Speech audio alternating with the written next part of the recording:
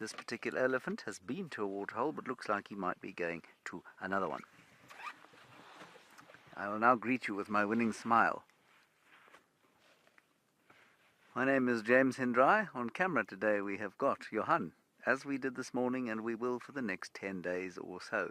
It's lovely to be with you here from a very warm and magnificent Madikwe game reserve in the northwest province of South Africa. Let me get out of the way. Please remember to talk to us during the course of the afternoon. You can go to our website, wildearth.tv. You can register, you can ask questions. Or you can just talk to us on Twitter, #WildEarth. And whatever platform you happen to be watching on, we'd just love to hear from you. Questions, comments, insults, jokes, anything to do with Africa, safari, the American presidential race. No, not that. You may not talk to us about that. Or anything political. We are an apolitical show. Oh, such a relief. There's something really quite nice about that elephant, and that is on the edge of his left tusk there. There's a real big groove. Now, I know that many of you have been told about this groove that exists on elephants' tusks ad nauseum, but this particular groove is very deep, and it's because of the amount of sickle bush that these elephants are eating. Now, as we sit here, I have had a little bit of input from the inimitable James Richard, and James Richard, who says that if the elephants have deeper grooves on their tusks from eating so much sickle bush in Madikwe, so remember I said that that elephant we saw to start with had a deeper groove on his left-hand tusk than I would expect to see somewhere else. He says, I wonder how much of an effect it has on their sets of molars and whether or not they have slightly shorter lifespans compared with low-felt elephants due to their diet. James, I would expect that they do. I don't think that there's nearly as much grass here as there is in the low-felt, and therefore I would say that they probably do have slightly shorter lifespans. For those of you who don't know, elephants have a finite number of molars, and when they grind, they'll grind down eventually, normally around about the age of 55, or between the ages of 55 and 65, they'll lose their last molar, and the harder the food, the faster that's going to happen. So I think that you'll probably find it does shave a few years off the average life expectancy.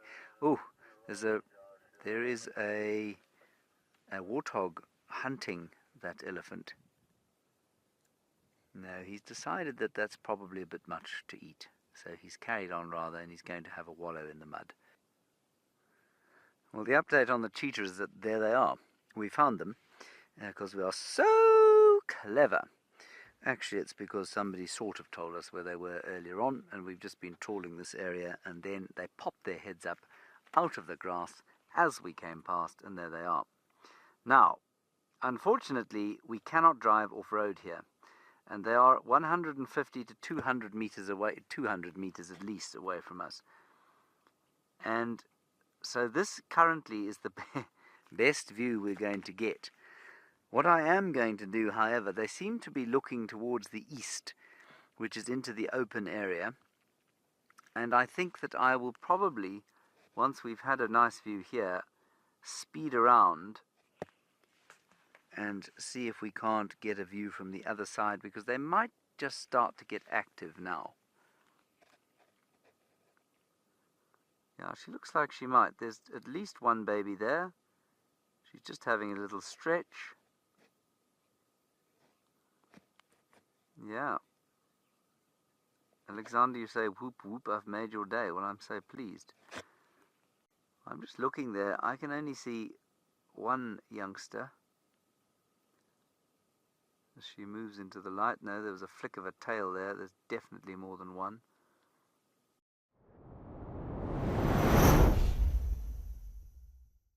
I've seen this elephant bull before. Very large bull with the one tusk. Very big-bodied elephant.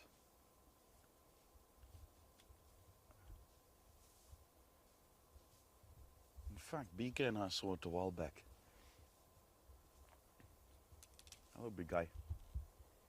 Oh, there comes the Mona pull shot.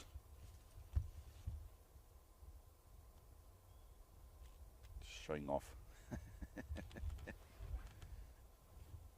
Hey, big guy.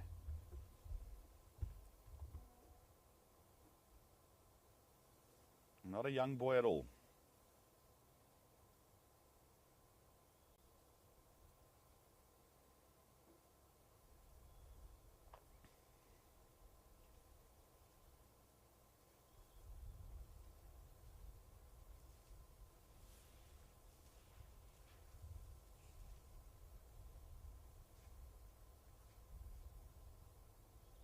Very tall in his legs as well. Very high built.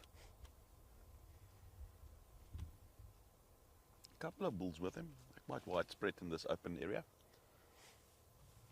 And he's just grabbing a bit of grass underneath this apple leaf or tree or rain tree.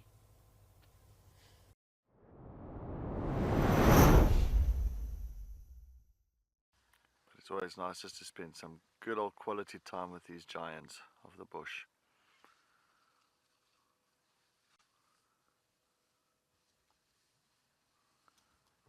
Female just enjoying some of the round leaf teak.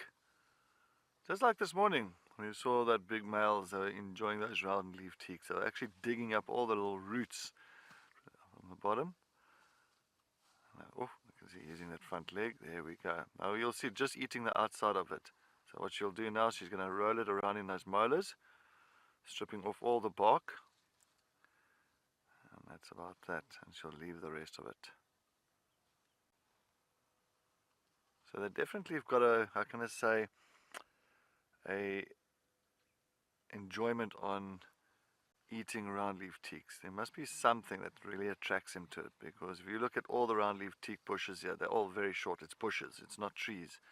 And a teak bush can get to becoming a proper tree.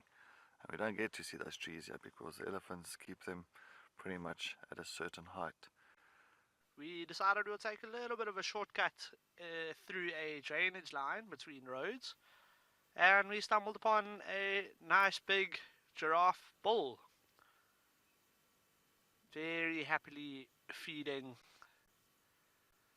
using those tall legs and that long neck to reach very succulent green leaves.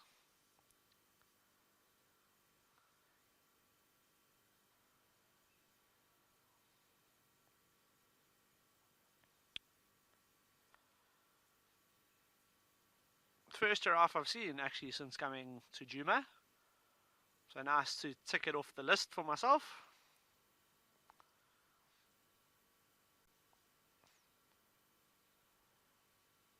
Yeah, quite fascinating how it gets that long tongue going,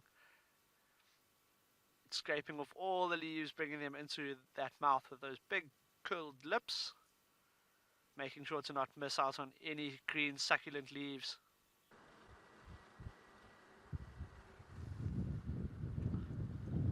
Andrew, the video guy, it has indeed been quite a beautiful selection of animals.